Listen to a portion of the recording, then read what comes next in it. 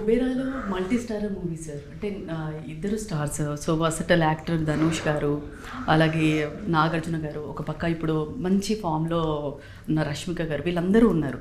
So Dhanush గారికి, నాగార్జున గారికి అంటే క్యారెక్టర్స్ మీరు డిజైన్ చేసేటప్పుడు అంటే సపరేట్ ఫ్యాన్ బేస్ అయితే ఉంది సార్.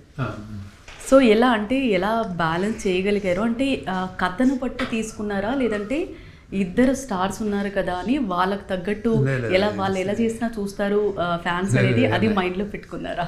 లేదు, ఎలా చేసినా చూడరండి. సినిమాలు ఇప్పుడు యాక్చువల్లీ చేంజ్ అయిపోయింది పరిస్థితి. అంటే too much of entertainment, too much of options ఉన్నాయి ఆడియన్స్కి. ఈ సినిమా కెనాట్ బి మేడ్ ఎలా అంటే ఒక స్టార్డమ్ తోటే చేయరు, చూడరు అని నా నమ్మకం.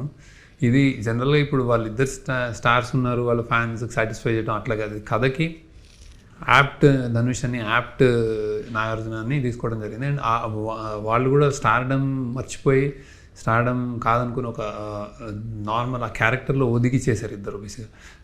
ధనుష్ కానీ, నాగార్జున కానీ, రష్మిక కానీ.